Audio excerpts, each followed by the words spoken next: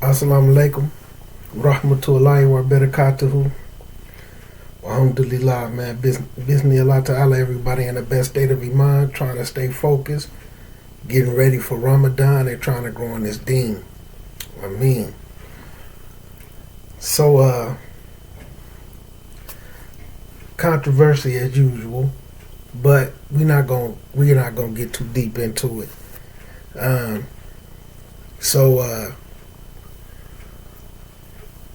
I want people to understand why the going back and forth thing doesn't work. I want to show y'all what one of the Ashry brothers. See, I want to show y'all how they be duping people. I want to show you, especially the sisters. This is how y'all get tricked into marriages with them. I want to show y'all one of the brothers in the comments. I intentionally let it keep going, and I didn't delete it. He actually on a few of my videos, right? And you know he comes and goes. This ain't his first time, so it ain't nothing bad. I don't argue with him. So generally, when I can feel the energy, like if I feel like a person's seeking and they really looking for some understanding, I'm going to conversate with them one way. But if I feel like they really on something else, I'm just going to keep asking them questions so you can get a better understanding of how they understand. And once you get a better understanding of how they understand, then you can really see what's to them. Like, is dude just repeating stuff? Like things you hear in my video. So hear me say in my video. So I want to show y'all an example of it. Right? So... but this is the thing. If you don't know any better, you would think this brother was Salafi. Now, before I start with it, I want to let y'all know, see, just to show how, like the way, I don't want to use the word hijackers, but what other people be on, they take it and take the name of it, but add a corruption to it. So they do refer to themselves. A lot of y'all might not know it. The Ashris refer to themselves as the real Salafis. Now they claim to be how they feel like that claim hold weight because they feel like they study Maliki fiqh, and being that he was from the Salaf, that makes them the real Salafis because they practice Islam with the understanding of the Salaf, which is Imam Malik. But of course, a lot of this stuff that they talk, Imam Malik doesn't say that. Okay? So it's just rhetoric still. But so you would think he was Salafi. They even starting to use the term minhaj now. But let me show y'all. I want to show y'all, man, that these guys, and you know, I feel sorry for the people who get caught up and get frustrated in arguing with them. You're not gonna fix them. You know what I'm saying? You're not gonna bring them to what's correct. It really is just a waste of time because you have to keep in mind, man, these people go to the graveyard, the cemetery, and throw their palms up like this and make dua to dead people. You can't get through to nobody that thinks that's okay. You know what I'm saying? They celebrate and sometimes over celebrate Rasulullah sallallahu alaihi wasallam birthday. Okay?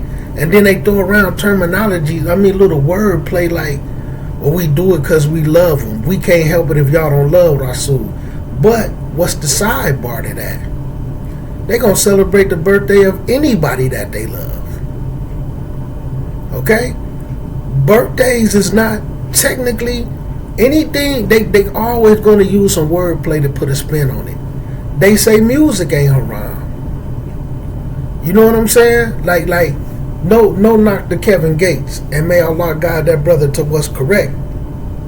But they praise Kevin Gates, listen to his music, but this man is in interviews talking about he got a careful woman with him that's so fine, and he not playing, that she's so fine to him that he had her urinate in a cup while they was driving so he could drink it. As a Muslim,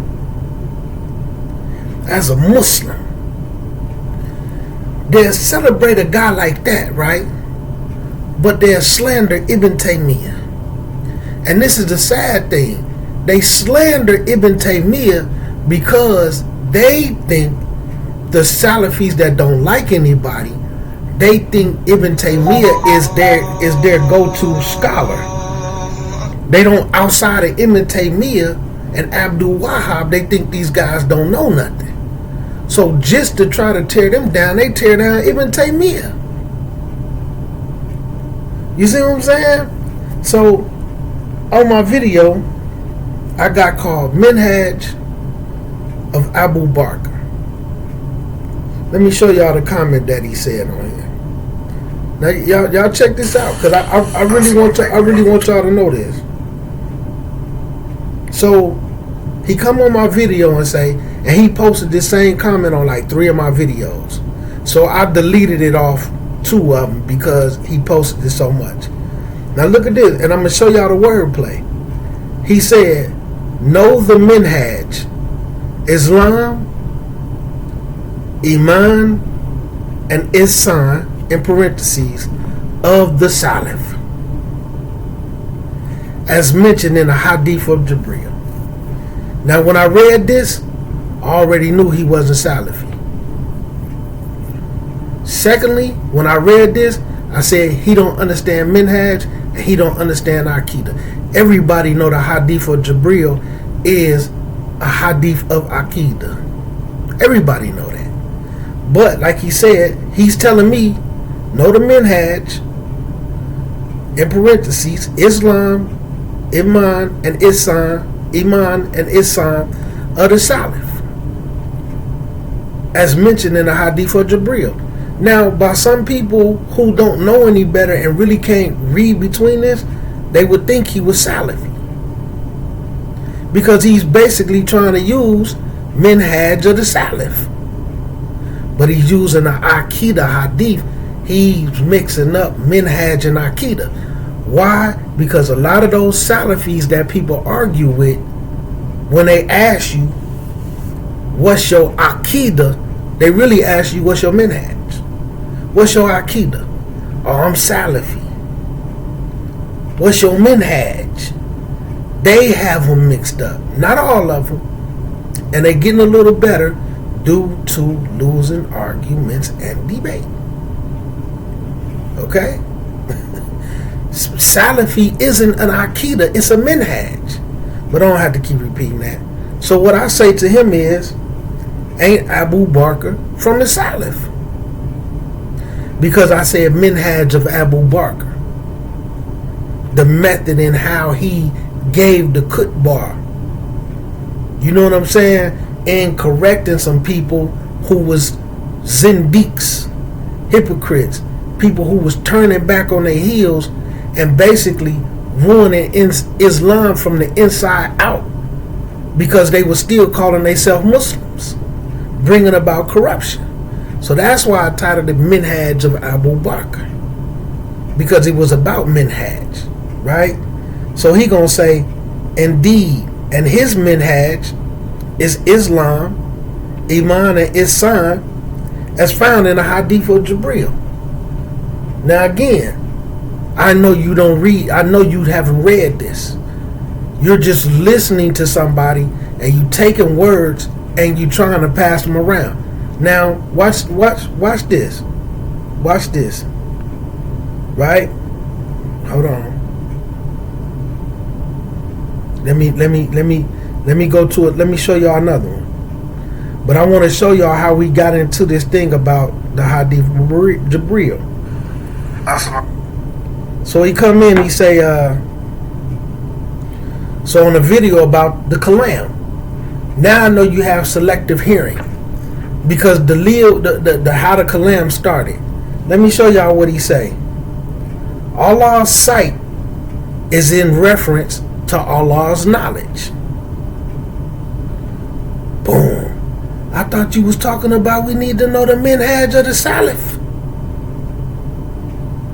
Iman, Islam, Iman, Ihsan. This ain't the minhaj of the Salaf. You see what I'm saying? This is not the minhaj of the Salaf. But that was his very first comment. That's where he started. Right? So look at this. So all I said was, can you show me some dalil?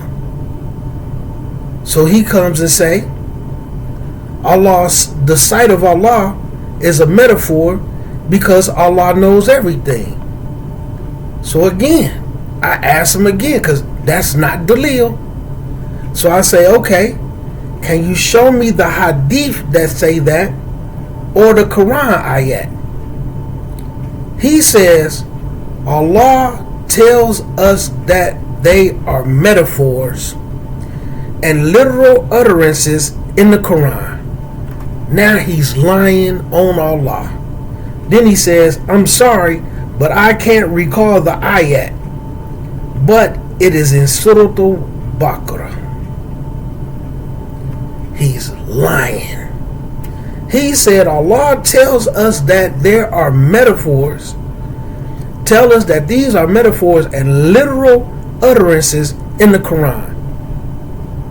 Even a person who hasn't even read the Quran, no, that's not true.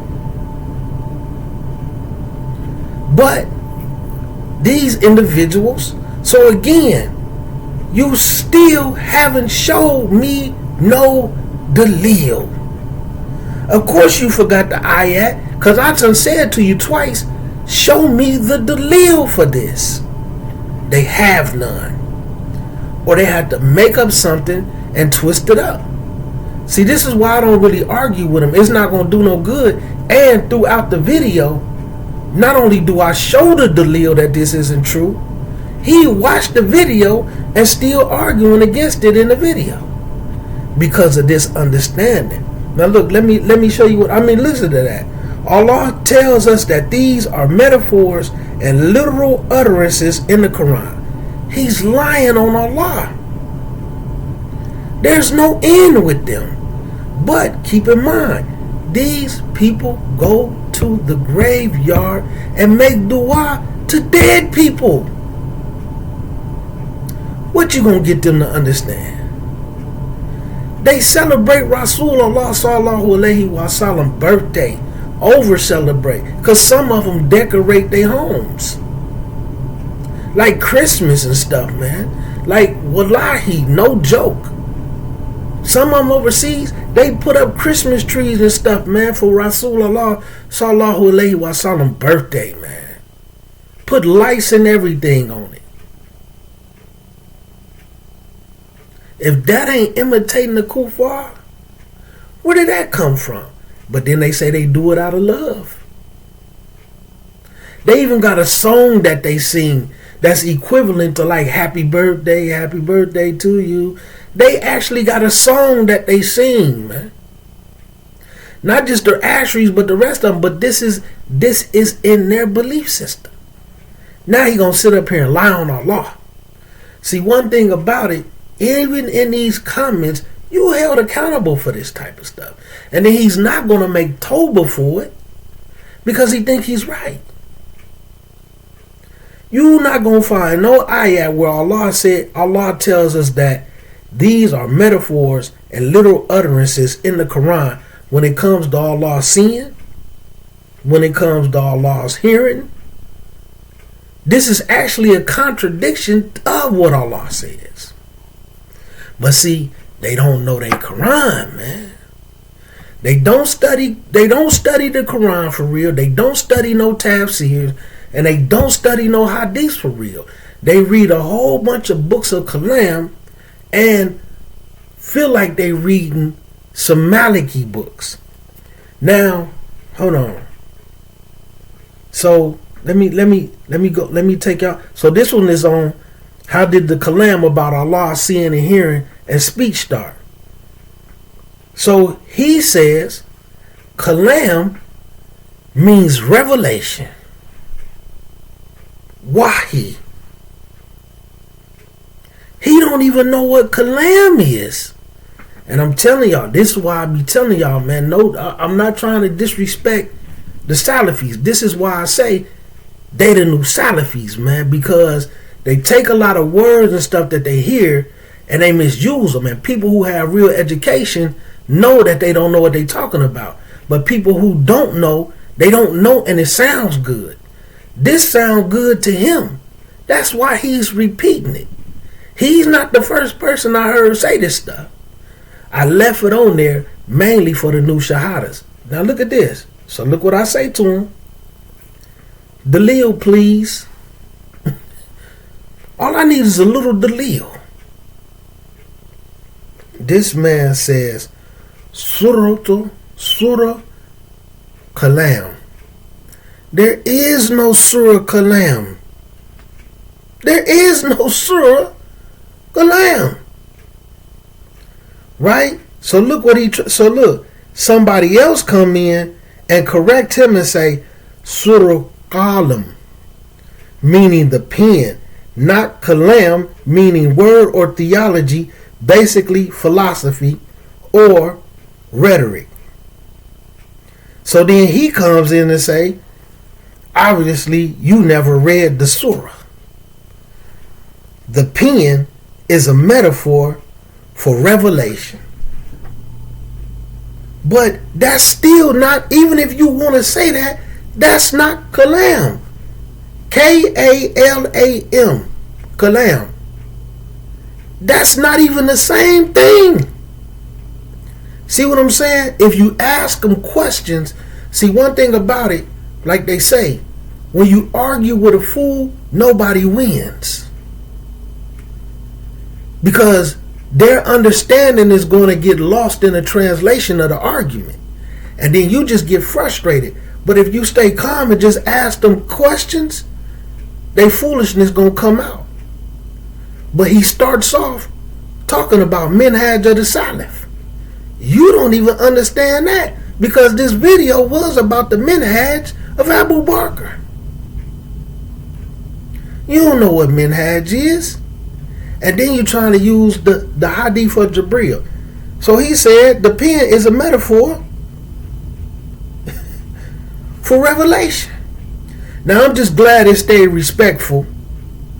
You know what I'm saying? Because like I said, these comments, they can get crazy.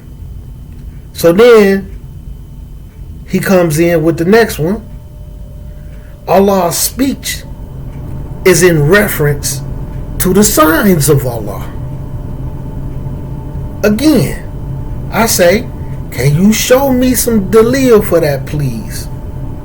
He said the Quran itself is full of ayats.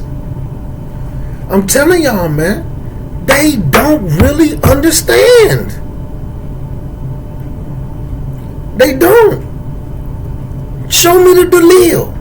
And that's why I said, if this is how it go, and this is what's to it, you shouldn't have to sidestep. You shouldn't have to sidebar. And it shouldn't be like looking for a needle in a haystack. Once again, on everything he said, okay, alhamdulillah, okay, cool. Can you show me some dalil, please?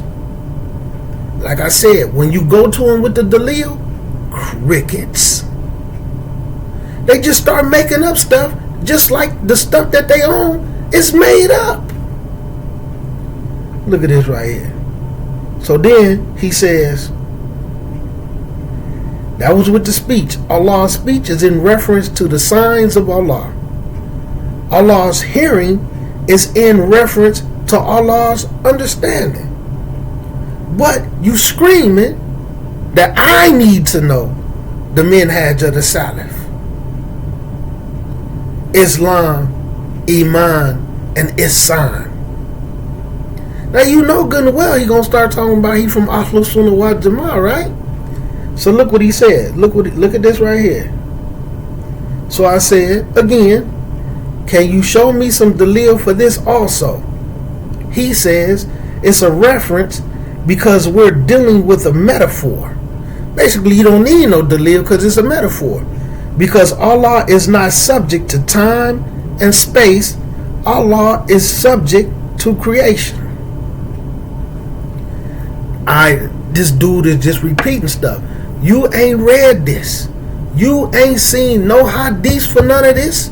You ain't seen no Quran ayats for none of this. And you can't find no ijma for none of this. This is why they hate that system. This is from the Sharia. This is why they buck against it. And then they'll play the isnad game.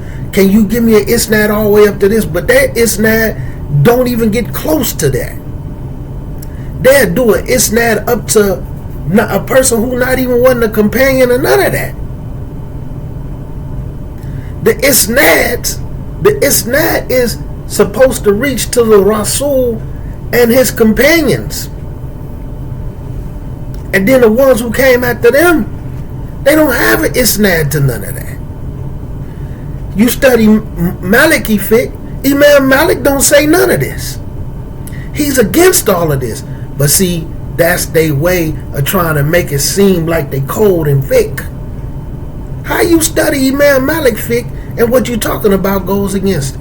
And then I don't care what fiqh you try to claim if you want to try to say you don't study Imam Malik fiqh, because all four of the madhabs, none of them say this, none of them teach this, none of them agree with this. But look at this. So I said, just so I'm clear, Allah never said this, and the Prophet never said that either, with a question mark. I mean, where did the reference come from? He says, this is why the Aqidah of the Salaf had to be codified. Now, why he said this is what he's saying. Because of deviant groups, the Aqidah of the Salaf had to be codified. That's his next comment. Can you answer the question? Again, you said it's referenced because we dealing with a metaphor, right? Because Allah is not subject to time, space, and Allah is subject to creation. Okay, cool. So just so that I'm clear, Allah never said this, and His Prophet never said this. Where did the reference come from? Crickets. This is why the Aqidah of the Salaf had to be codified, right? Because of deviant groups, the Aqidah of the Salaf had to be codified. Again, nothing. Then he comes back and say, Ibn Taymiyyah died in jail and nobody objected, which is not true. And you probably don't even know why Ibn Taymiyyah was in jail, right? So then he comes in and say, with his next comment, like I said, they slander Ibn Taymiyyah, they try to throw rocks and stones at Ibn Taymiyyah. All I did was ask you for the dalil. Show me the text, B. Just show me the text. So now he says, Imam Ash'ari codified the Aqidah of the Salaf. I don't think so. But look at this. Now here it comes in. The Ahl Sunnah wal Jama'ah adhered to the minhaj of the Salaf, but he put in parentheses again when he put minhaj. The Ahl Sunnah wal Jama'ah adhered to the minhaj, Islam, Iman, and Ihsan. So this is the minhaj of the Salaf. This ain't the minhaj of the Salaf. You see what I'm saying? Now, he's trying to say Imam Ash'ari codified their understanding, brought it all together and this and that. As a matter of fact, just to make sure, because I want to do this. Hold on, because I'm gonna do it this way like I always do. Let's see what he feel like he's saying.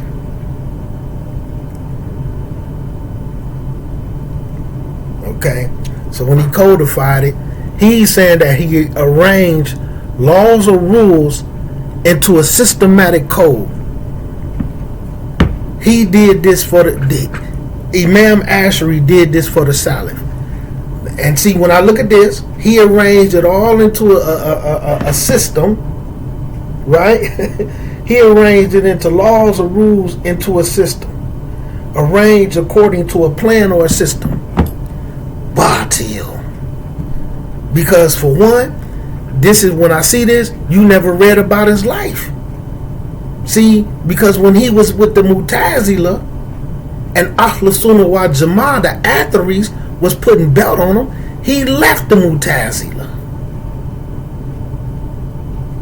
So how did he come in and correct and set some laws and stuff in place for a group he joined that was putting belt on him? It don't make any sense, do it? But they turn into fanaticism. But as you can see, they still in the term Salaf, they still in the term Minhaj, and they corrupting it. And this is how they be marrying sisters, because they be talking about, well, he said he was Salafi. Yeah, because y'all don't understand what Salafi mean, and y'all think that Salafi just means I follow Quran and Sunnah with the understanding that the Salaf had. Once you say that, they got you. Because they don't understand it either. So by your definition, yeah, I am Salafi because I follow the minhaj of Imam Malik. And that's why in a lot of my videos, my early on videos, that's why I always say it's all about ijma when it comes to the Salaf. When I showed that hadith about when the Imam Hanifa did one thing and somebody might want to single him out and be like, well, I follow the Salaf, so I'm finna isolate myself to this one statement that he made about you could do this, subhanAllah. Now, one thing they say in excuse for these imams and other people in the past, that the dalil hadn't reached them. In some cases that is true, but also in other cases the dalil reached them and they gave it their own understanding and went against what the Salaf as-Salih said. But hold on, let me show y'all something else. Let me show y'all what I said to him. So this is what I said to him. We ain't gonna do the Islam, the Iman, because he like I said, he put this same comment on like 3-4 other videos. So he keep trying to say this, the minhaj of the Salaf, Islam, Iman, and Ihsan. So I said to him, can you help me out and explain what Ihsan is? Now this finna let me know, are you educated or are you just repeating? Because right now, I feel like you just repeating stuff you done heard and you making up stuff as well. So he says, the science of Ihsan is about righteousness, right? Once you master Islam and Iman, you reach the rank of Ihsan. That's Sufism. That's Sufism. Because they think Ihsan, I'm not gonna go into that because I don't want them to come out. Y'all see how these keep so boom, you got some Sufism. You got some Sufism in your Aqidah. Because y'all got up twisted up versions of Tasawwuf and a whole bunch of other stuff mixed in with the Ash'aris. They got a lot of Sufism in their Aqidah. This is Sufism. Now see, I know, and then he gonna put Musin, right? The righteous are those with purified hearts. He come again. Ihsan is the sign. Now all these is all different comments, right? So that's 1, 2, 3. So here go the 4th comment. Ihsan is the science of righteousness. You must master Islam and Iman in order to achieve the rank of Ihsan. This is Sufism. With the Sufisms, they feel like once you reach the rank of Ihsan, you don't have to practice Islam no more. You don't have to pray. You don't have to fast because you got it mastered. This is in the Sufi Aqidah. He got some, just like a lot of the Ash'aris, he got some Sufism in his Aqidah. But see, a lot of people can't recognize this, right? So then he come again with the same comment. The righteous are those who purified their hearts. Now, I'm going to get off his comments and I want to show y'all something. let's go take a look at the Hadith of Gabriel, and I want to show y'all how the game that they play with the Hadiths, because they don't want certain words to be said. But him, I could tell he ain't never read it. He definitely ain't read it in Arabic. Look at this. Matter of fact, I'm gonna use Lulu al Marjan.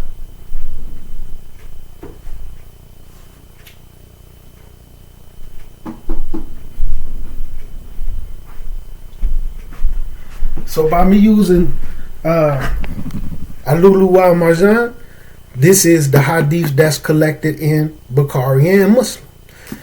So being that this is a hadith about Iman, this is going to be in the beginning of your books of hadiths, because they either, Bukhari starts off with the book of Revelation. Hold on, is that what they call it in English? And then it goes into the book of faith. So they'll start off with the book of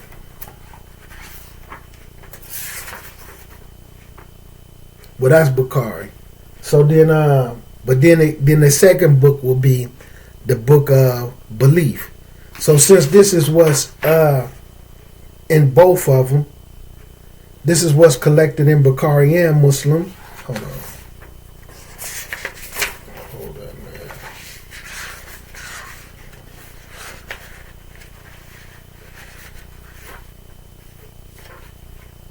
Okay, I had to check something.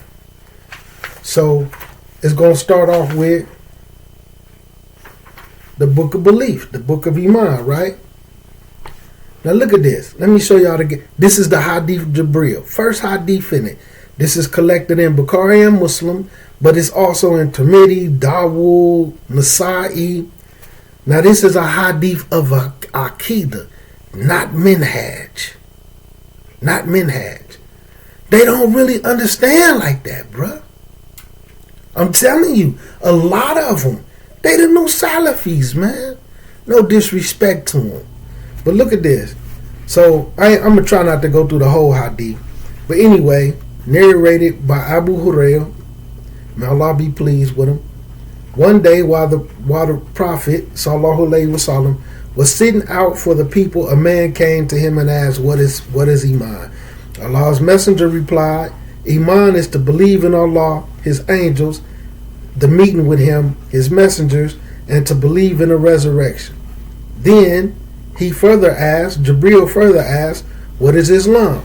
Allah's messenger, sallallahu alaihi wasallam, replied, to worship Allah alone, Allah Ta'ala alone, and none else, to perform as-salat, ikma as-salat, which is perfect salat, right? Make that perfect connection, to pay the zakat, and to observe Psalm, fasting, refraining, right? According to Islamic teachings. Then, during the month of Ramadan, then he further asked, what is Ihsan? Now let me show y'all how they try to twist this up, right? Ihsan, Allah's messenger, sallallahu alaihi wasallam, said, Ihsan is to worship Allah as if you see Him, as if you are looking at Him, right? And if you cannot achieve this state of devotion, then you must consider that Allah sees you, that Allah is looking at you. You see how these is the exact same seeing and looking? If you have to live and worship Allah like you can see Him, like you're looking at Him. And if you can't do that, then be aware. Never lose sight of the fact that Allah sees you and is looking at you. This is the same seeing and the same looking. But see, that's why they try to change the meaning and say that Ihsan is when you reach perfection, right? Certainty, yaqeen, to where you don't have to worship no more. Like he said, it just means righteous, like you done purified your heart. But what the hadith say? And see, in the Arabic, it uses the word tarahu, right? For the like, this is a form of seeing and looking, observing, You know what I'm saying? I don't want to put too much words on it because then they're going to change it. But it's seeing and looking. So in the English it says, that he is looking at you. Now they translate it as looking to make sure that you understand Allah is looking at you. But he's screaming, Hadith Gabriel, Islam, Iman, and Ihsan. But he don't even understand what Ihsan is. It's right here in the Hadith. It's right here in the Hadith. You can't do that. You can't do that. They don't really understand like that, man. So when he's saying that the speech is the speech just means his knowledge or whatever, because they don't deal with the name and attributes of Allah Azza wa Jal, it's like he don't know the name Allah Alim, the all-knowing. See, they don't know the names and attributes of Allah. And because they are cloaked under, this is just a metaphor, so we can say whatever we want to say about it. Allah said this is literal terminology in the Quran. Now, what I feel like he might be trying to mix up is the ayat about, and see, just like I said, by me not understanding, what he's mixing up is the ayat in Surah Al-Baqarah. It's like maybe the 5th, 6th ayat about the ones who have disease in their heart. Hold on. It's right there in the beginning of it. I can't recall exactly which one it is. Hold on. Let's just pull it up. This is what I think he called himself trying to refer to.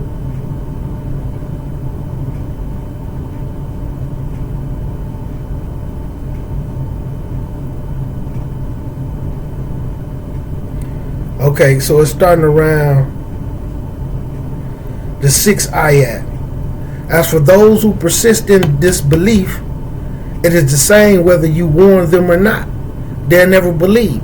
And that's what I'm talking about. Like, you're never going to get through to them. So then the 7th ayat, Allah has sealed their hearts, their hearing, and their sight is covered. They will suffer a tremendous punishment. Right? And there are some who say, we believe in Allah and the last day. They seek to deceive Allah and the believers, yet they only deceive themselves, but they fail to perceive it. And then is ayah number 10. There is a sickness in their hearts, and Allah only lets their sickness increase. They will suffer a painful punishment for their lives. Well, ayah number 11. When they told, do not spread corruption in the land, they replied, we are only peacemakers. Indeed, they are the corruptors, but they fail to perceive it. And when they are told, believe as others believe, they reply, well, we believe as the fools believe. When they meet the believers, they say, we believe. Hold on. That ain't the one I want. That ain't the one I want.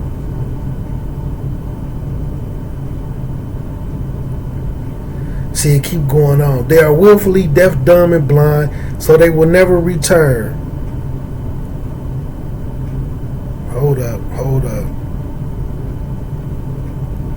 But anyway, that's what I think he's referring to, where it says because it's in the Quran more than once.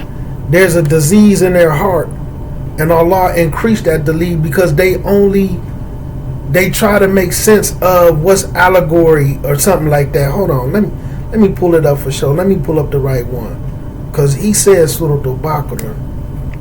Hold on.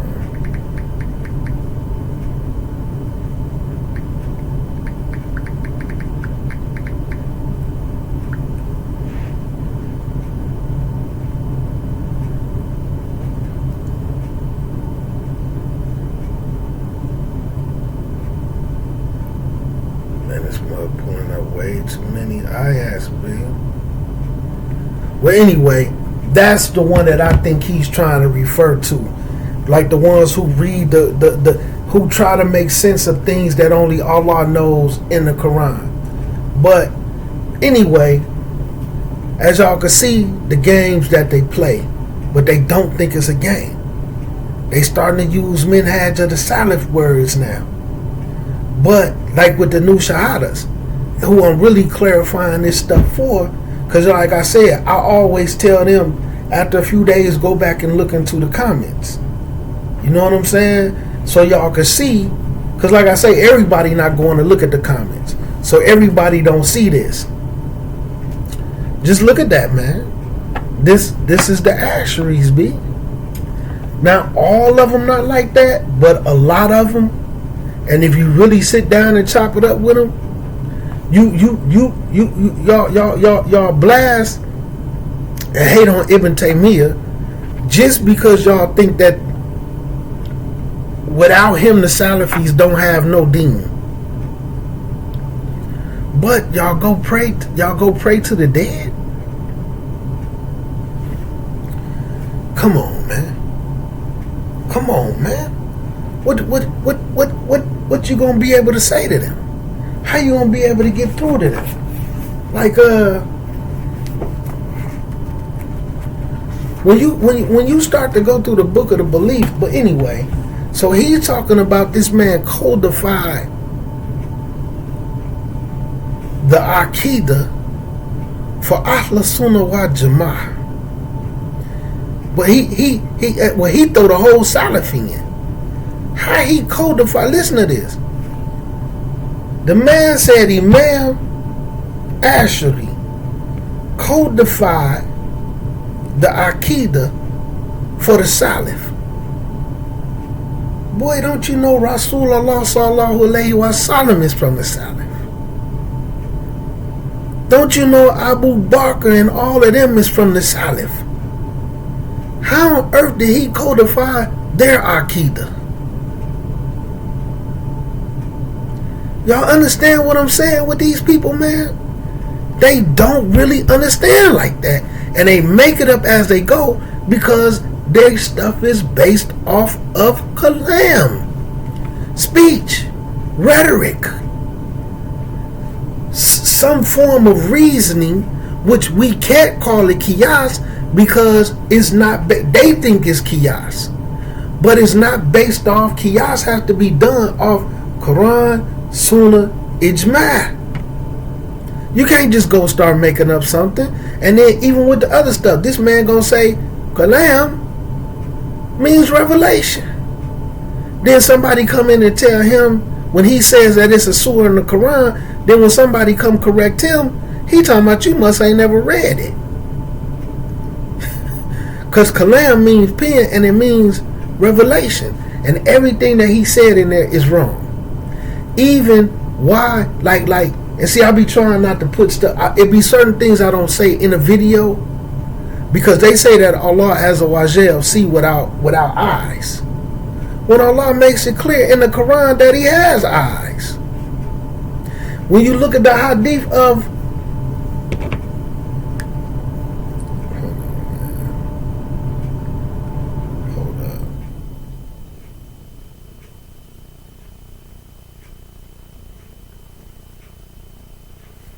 look at this right here. I'm finna pull up. Look at this. The divine attribute of the eye and affirming that Allah possesses this attribute. Now this is from the scholars. So I don't have to go get the book, right? Look at this right here. Praise be to Allah. Firstly, Ahl Sunnah wal Jama'ah affirms the divine attribute of the eye. In their view, it is an attribute of his essence that is known from the religious text and is affirmed for Allah. May he be glorified and exalted on the basis of the Quran and Sunnah, and Ahl Sunnah wal Jama'ah believe that Allah sees with his eyes. So how he codify the Aqidah for Ahl Sunnah wal Jama'ah and the Salaf when Quran, Sunnah, and Ijma' And Ahl Sunnah wal Jama'ah believes that Allah sees with his eyes. And they believe that Allah, may he be glorified and exalted, has two eyes. Not limited to two, but Allah has two eyes in a manner that is befitting him. There is nothing like unto him, right? And he is the hearing and he is the seeing. This is Surah Al-Ashrah 42, Surah 42, ayah number 11. Where he do say there is nothing like unto him, there's nothing equal to him, nothing compares to him, but he is seeing, he is the seeing and the hearing. Right? The evidence for that from the Quran, Allah may he be exalted, says, interpretation of the meaning, and construct the ships under our watchful eyes. Under my watchful eyes. They gotta throw it into metaphor. Because like I said in the video about how I started, this was an individual who didn't believe in it at all. So when it came and kind of believed in it, he put his own stipulations on it to still make himself right. Okay, I can't deny the attribute too much. Y'all done put bet on me too much. I can't continue to deny the attribute, but let me put the spin on it. This ain't the spin that the Rasul them did. Look what else it say, right? Allah may he be exalted says, and another ayat, and I bestowed upon you love from me, that you will be brought up under my eye. Surah 20, ayat number 39. Another ayat. Be patient with your Lord's decree, O Muhammad, and verily you are under our watchful eye. Surah 52, ayat number 48. 1, 2, that's three ayats where Allah refers to having an eye. What do it say in the hadiths?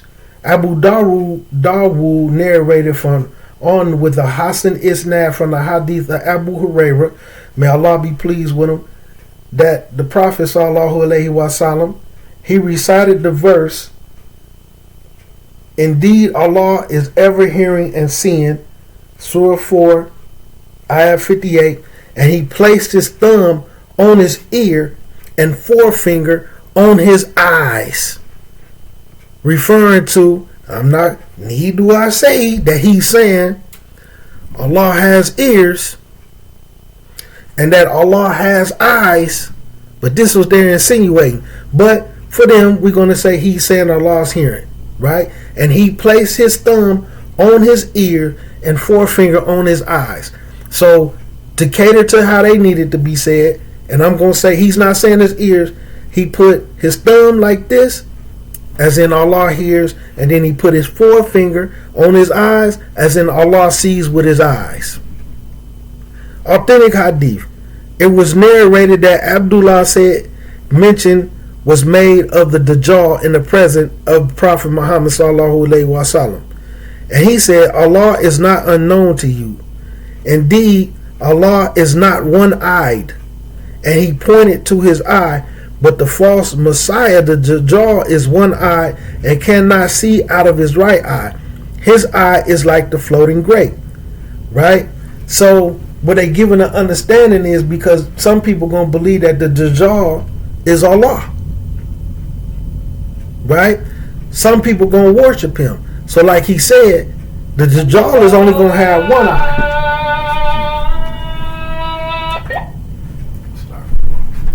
The Dajjal will only have one eye, insinuating that Allah has two eyes, but not limited to two. Not saying they human eyes. Let me put all the disclaimers in. But we leaving it at what Rasulullah sallallahu alaihi wasallam said. He not pointing at this for nothing. Now, if they want to change it and say Allah said this, and just like how I said with the story of Musa, Allah seen, Allah called out to him. The Quran debunks everything that they say. When, if you want to say it's a metaphor, How is that a metaphor for take your shoes off? Take your shoes off for you in the sacred valley. With Allah seeing him. What's the metaphor for that? What's the metaphor for us hearing when Aisha sat up and said, I'm sitting in the corner in the room and I couldn't even hear the woman. But Allah heard her. Putting a comparison to what? The same way we hear. But the deficiency was on her, but the superiority was on Allah Azza wa Jal. What's the metaphor for it? What's the metaphor for it? They making it up, man. They making it up. In the book Kitab Tawheed, right? After quoting a number of verses, it is obligatory for every believer to affirm for his creator and maker what the creator and maker affirmed for himself of eyes. He is not a true believer who denies for Allah, may he be blessed and exalted, what he has affirmed for himself in clear text and what was explained by the Prophet Muhammad sallallahu alaihi wasallam, to whom Allah gave the task of explaining his words as he said, and we reveal to you the message that you may make clear to the people what was sent down to you. So the Prophet sallallahu alaihi wasallam explained that Allah has two eyes, and his explanation was in accordance with the revealed text which you find in the pages of the Mus'haf, and it is recited by the imams in prayer and is taught to the children in the school. I don't even want to go any further. So again, they make it up as they go, man. They make it up. They make it up, man. You don't understand the Hadith of Gabriel. That's a Hadith of Aqidah, not Minhaj. Y'all just want to use the term Minhaj of the Salaf because the same people y'all want to destroy and fight against, what you stealing their terminology for? Why y'all acting just like them for? Y'all want to be them. Y'all want to be them. Man, let me go. Y'all heard the alarm go off, man. It's time for me to get these prayers in, man. So, for the new shahadas, this is what I advise. Don't hate them. See, because sometimes, this is why I say ask questions, mix and mingle with the people so that you can see how they understand. Don't go straight into a bashing them. Don't turn them into an enemy, right? You don't want to turn them into an enemy and you don't want to bash them and you don't want to go back and forth with them, because in order for you to go back and forth with them, sometimes it's giving them validation that they know what they're talking about. You understand? To be honest with you, it's kind of like if you see a person outside on the street arguing with the air. You can't convince that person that he's arguing with nobody. You know what I'm saying? You can't have a conversation with him like he truly knows what he's talking about. Now, to get some understanding, you might be like, hey, who are you arguing with? And he might tell you, oh, that's such and such and such and such. You be like, oh, okay. Yeah. He ain't drunk. He ain't high. He off his noodle. Now, when he answers, you might be like, okay, this dude drunk. This dude on drugs. You get an understanding like what's to him. Okay, this cat off his noodles. You know what I'm saying? You all right, man? You need me to help you get home or something, man? Let me get you up out of here before the police come or something like that. Show some concern for him. You know, don't get me wrong, man. I make dua for them people, man. I don't do like the Salafis. Man, Allah break your back and all that type of stuff. They still Muslim, man. So I don't make those type of duas on people. You know, man, Allah guide them to what's correct, man. You know, because they being left where they at for a reason, man. And they're getting worse and worse and worse. And just ask them questions and listen to them. Just look at what they even lying on Allah now. But I'm going to give them the benefit of the doubt. I'm going to be Muslim with a Muslim and say, maybe that was just a slip of the tongue. Maybe he didn't mean that Allah says it in the Quran. Maybe that was just something that somebody told him, that Allah don't say it in the Quran, but in the Quran, the way they interpret it, that's what it means. And that's why I want to say, sometimes when it comes to some of those scholars in the past, you have to understand, because they want to make the excuse that all the time, under every circumstance, is like this was a mistake because they didn't have the dalil. But sometimes they did have the dalil. And one way that you can notice is, all you got to do is go look at the muwatta of Imam Malik, because there's some things that's in his muwatta and he did something different, at least according to what's in their madhabs. Because like I said, they students change things. You know what I'm saying? I don't know if I look at the muwatta of Imam Malik and he has one thing in there, basically pray like this, if he got that in there and he has in there nowhere about praying with your hands to your side like this, if they say he did that and say he taught that, I want to know what made him switch to that, because that's not what's in his muwatta at all. At all. You see what I'm saying? So sometimes the dalil is there and they'll be doing something different, man. And then yes, sometimes the dalil didn't reach them, because just like right now, it's a lot of stuff we may have heard or we do, but we don't know the dalil for it. Somebody just told us. I got these books of hadith. I don't know every last hadith that's in them. Sometimes I might be talking to somebody and somebody might ask me something and it's a hadith that I know, but at the time in my mind I can't recall it. So things like this happen, man. Not comparing myself to them, but it happened to the best of them, man. Sometimes people forget, they get older in age, but it ain't always that the dalil wasn't there. They just didn't understand it. And let me close on this too, man. Let me close on this too, because I got to get to what I got to do, man. But let me say this first. I was listening to Tahir doing another book called The Tree of Iman.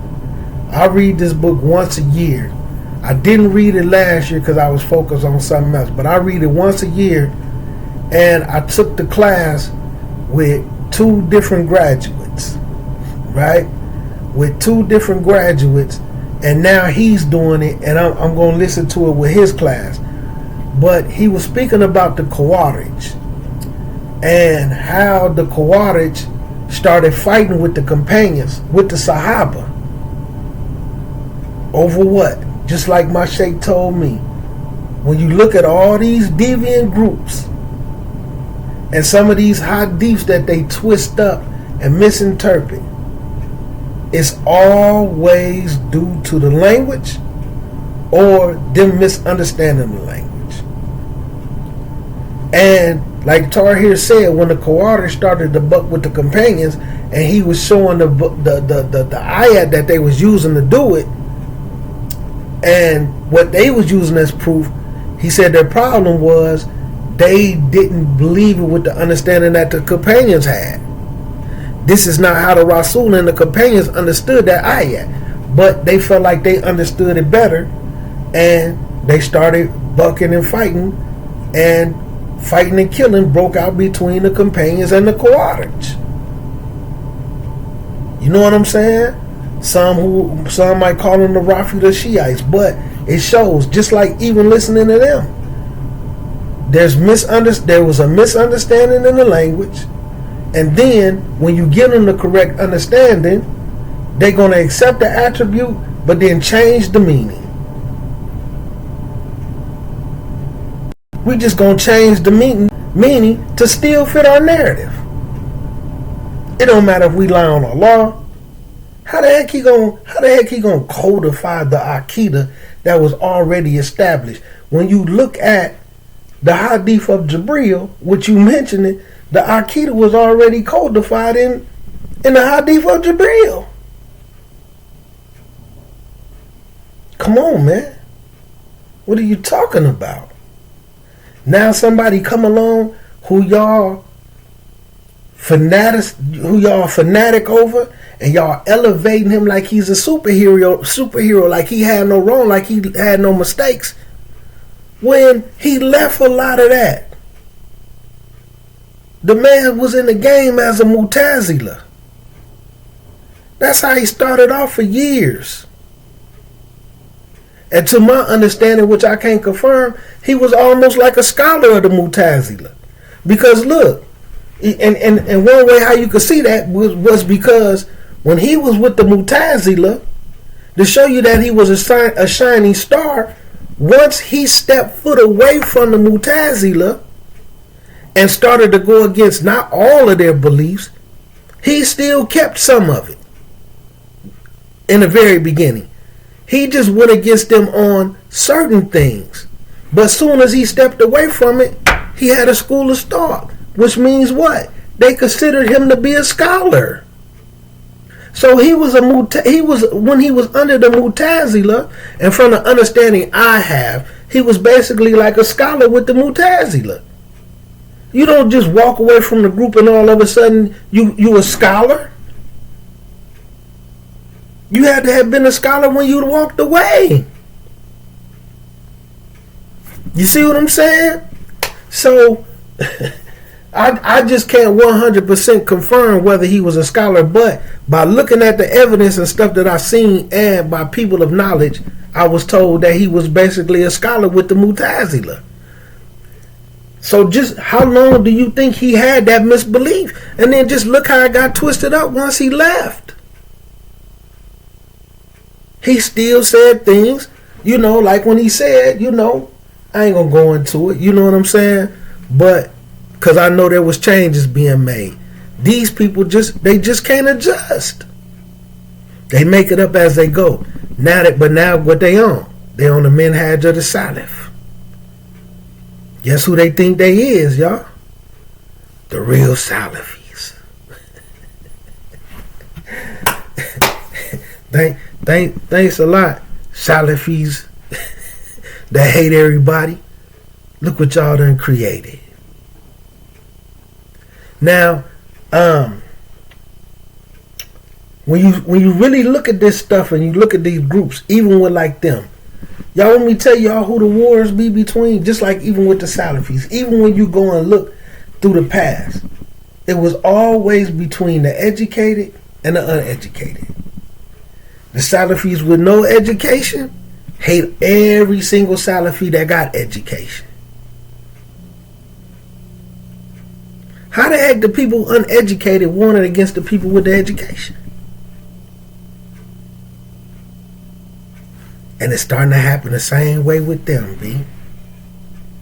It's always between the educated and the uneducated. Let's put our thinking caps on for a minute. They have Islamic universities where you can get a PhD in Islamic sciences. That means there's a college level of Islam. How you gonna run around teaching the deen and know everything about the deen and ain't even took a below level class of Islam? See, that's our problem. This stuff reach a university level. But see, we know everything, see? And I'm a segue into the point that I didn't forget that I wanted to touch on, I wanted to end on. Because I heard, a brother sent me, he be sending me some videos.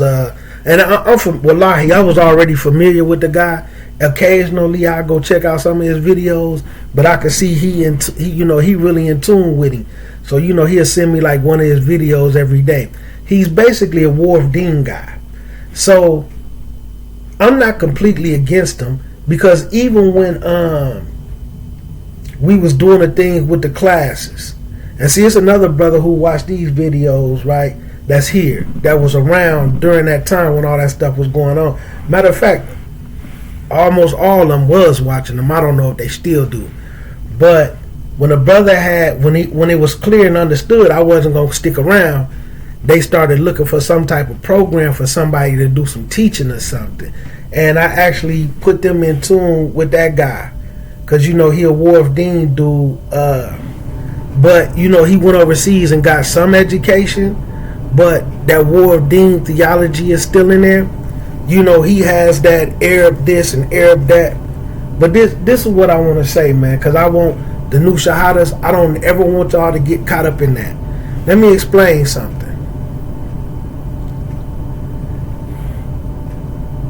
Take everybody. You take the Rasul now. The Rasul had people like Bilal. Bilal wasn't the only black person around them. They had people who was from Africa. They had Persians. They had people who was from Bani Israel that was Jews, because Jews ain't a race, but I'm just putting that in there. They had Arabs. They had a whole mixture of different races of people. But their main objective was, this is about Islam, not race. Okay? So now, because of black groups, your Garveyites, your Moorish Americans, who imitated the Garveyites, the Moorish Americans did, and then the Nation of Islam imitated them. They were just Garveyites using Islamic terms. Alright, cool. When it came to the Moorish Americans, everywhere where you see a Moorish American temple, is there still crime in those cities? Even when you have real ones. Right? You even got Moors who, the Moors is split between a couple of groups. And they fight each other. A lot of people don't know that the Nation of Islam is split the same way, and they into it. All you got to do is go look into it. My point is this: even in anywhere where the Nation of Islam is at, had they stopped any crime? See, because you see them in videos or you see them on TV in nice suits and a united front, a lot of the people from the Nation of Islam is hurting, man. Take a page out of Malcolm X's book. Malcolm X was building temples and getting temples and stuff back and all over the world. Not only just in the movie, but his books, and you listen to his wife. You look at interviews, like she said, you running around here building temples all over the world,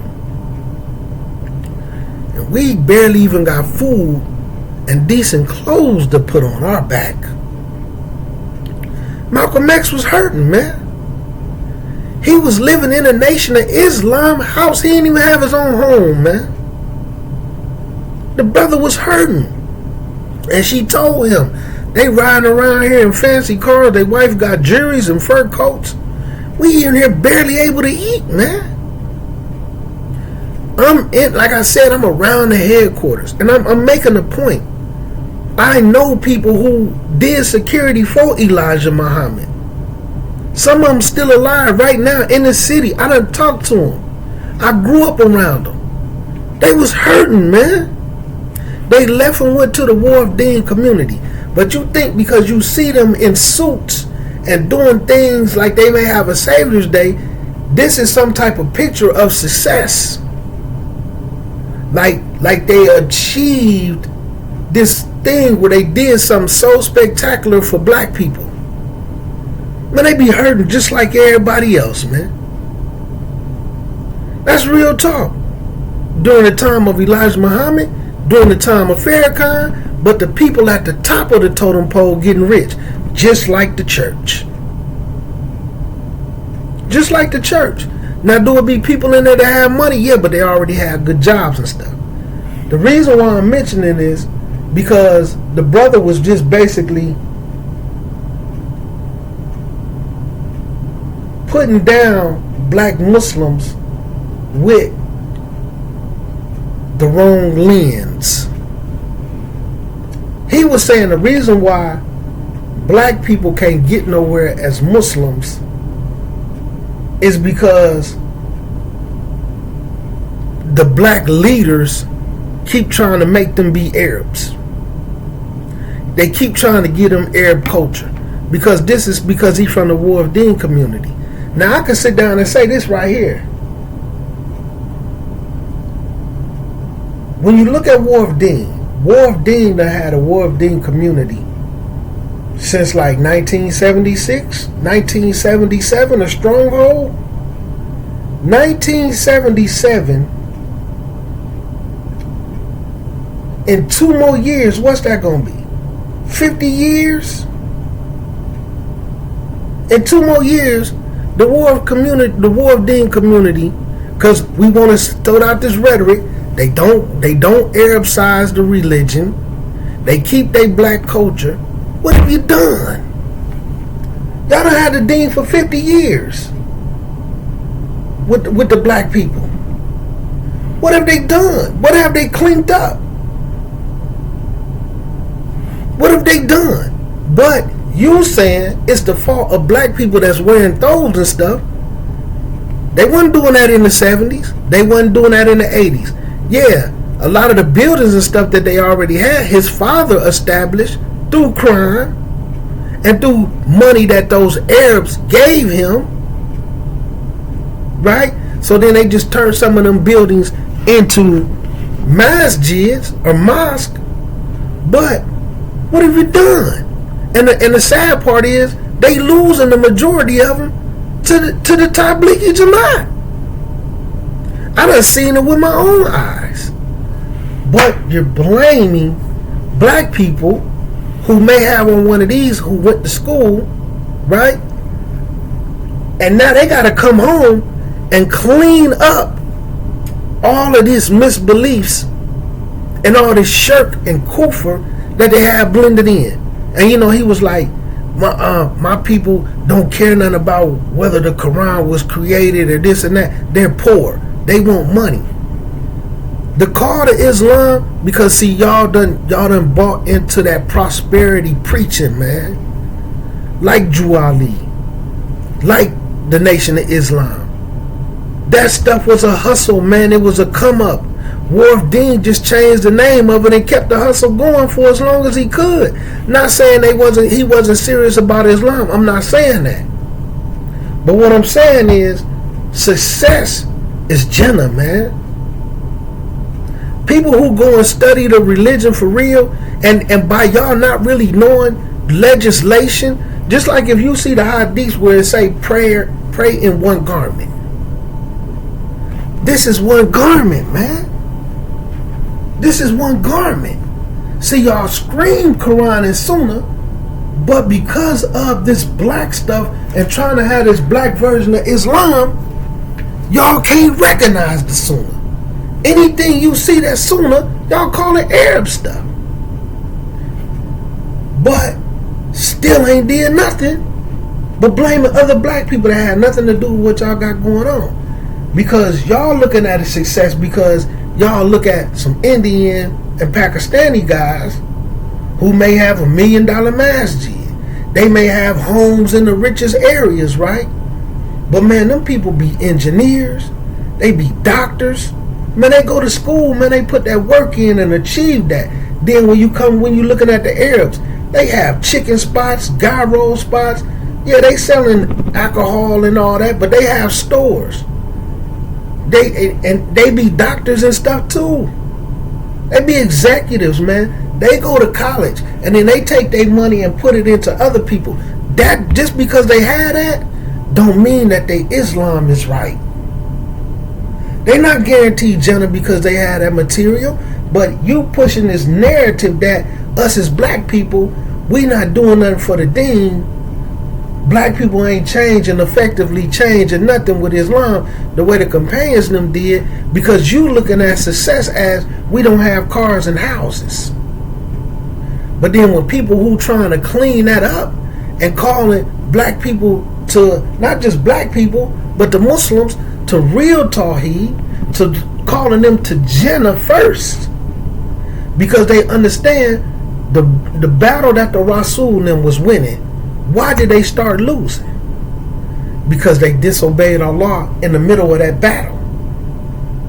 See, when it comes to us, the dawah that we give, and trust me, where I'm at in Illinois, and like this stuff that I talk about, see, I it's a lot of people, man, that's in this community, African American, due to these different groups and people coming in and Wharf-Dean them, they have a lot of these Asheri type beliefs. They have a lot of these Deobandi beliefs. They don't know where it come from. They got a lot of Moorish American Nation of Islam gang banging in their deen. But they don't know it. And they don't want to try to learn nothing. And it upsets me because the way it's been seeped into them. So I see the areas where it's a lot of Muslims, and from that Wharf-Dean dawah and the same type of dawah that y'all giving, that church stuff, let them come as they are. Alhamdulillah, let's just let them be how they are and accept Islam. But then want to complain when the community ain't changing. Yeah, you selling all this dope, you gang banging, you shooting up everybody, you getting high, you getting drunk, you stripping, you selling a little vagina on the side. But we ain't gonna say none of that. You took your shahada, you come to the masjid, alhamdulillah, but then want to turn around and complain about the community not changing. Because y'all not telling them to change. You know what I'm saying? That's y'all dawah. But then when individuals come in and start trying to tell them to change and clean up what they doing and get legit, y'all looking at these people. These people achieve that stuff because they went to school, man. Them people became doctors. Them people became pharmacists. And then they living a life that's really kind of in accordance with Islam. They belief just messed up. Them people, some of them cats, man, was virgins, man, up into their 30s and 40s. 30-some years old virgins, man, until they got married. They never even had a boyfriend or girlfriend. They not running around. They ain't never drunk, had alcohol. They wasn't gang banging, fighting, shooting, and killing for no reason. They wasn't stripping, selling vagina, and, conniving drug dealers, bouncing around through crews. No disrespect to our people, but they wasn't living that type of a life. This is why they're achieving certain type of stuff, but some of the stuff they believe, that don't mean their Islam is correct. So when people come in trying to clean that up and get people Islam correct first, then over dunya, but y'all steady telling people, we don't care about you smoking your weed. We don't care about you drinking. He smoked some weed, he popped some pills, then he go shoot somebody, then he locked up. But then you talking about how black people, Islam can't effectively change the community. How is it going to change when y'all keep telling the Muslims to be the same what they was when they took their shahada? You can't be part of the problem. You can't be part of the problem and complain about it. You know what I'm saying? Man, I don't like that, man. And then because y'all don't understand when people really trying to be on the sunnah and not just terminology, y'all want to call it Arab stuff. You might have some individuals who really pulling some Muslims into the deen where they chasing Jannah. Then the success is going to come in this life if that's what Allah wants for them. But then y'all want to pull them away. Are you trying to act like an Arab? You need to come back on over to these nigga ways. You ain't got to give up the block. You ain't got to do that. Just put Allah first. That's what I'm telling you. I'm in the area. I hear this stuff. Man, put Allah first. But all that weed smoking and gang banging and killing for no reason and sliding and beating up women and women, conniving and beating up men. Don't worry about that. We putting Allah first. How?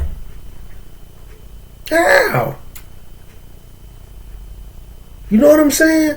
But then sitting around talking about how we can't achieve nothing. You ain't telling nobody to change. And then keep on feeding them all that Dumbo stuff, man. Oh yeah, you education, man. We don't really need no education, man, cause school ain't nothing but the prison, the pipeline. That's a pipeline to prison. Like white people don't go to school. Like Chinese people don't go to school. Like Mexicans don't go to school. They be in the exact same school as us. But they don't have the most stupid views. See, the school is really set up like a prison. Man, you sound like somebody that's institutionalized, man. Why they don't say that? It's the same cafeteria as the prison. This is the same food as the prisons. Why they don't say that, man? It's your environment. And as long as these Muslims say ain't no sense in cleaning up the black Muslims, as long as you come to Jumu'ah and put Allah first, how is putting Allah first continuing to be a criminal? You know what I'm saying? These little couples where you got the Muslim sister, she on deen and the husband off of it. The husband on deen and the wife off of it. Husband and wife on deen and the kids off of it. Masjid, no programs, no nothing. Come up here and say, oh, we're going to teach you about this and teach you about that. But you're going to be fine although you believe that the Quran is created. Come on, man. We need to knock that off, man. We need to knock that off, man. Because as long as we continue to be disobedient, but it's not just like the same thing with the Ashries. They not doing nothing wrong because this under their Ashry code. We not doing nothing wrong. Why? Because we keeping our black culture that gets us nowhere. The black church ain't fixed the community. They don't wear Arab stuff. Where you gonna point at them? The World Deen community don't wear Arab clothes. And y'all done had the deen for almost 50 years. What's the problem is? You know what I'm saying? And like I said, I done sit up around them, man. And this isn't no diss to him. That man, the masjid, when it came time for his funeral, they ain't even had no paper to pay for his funeral, man.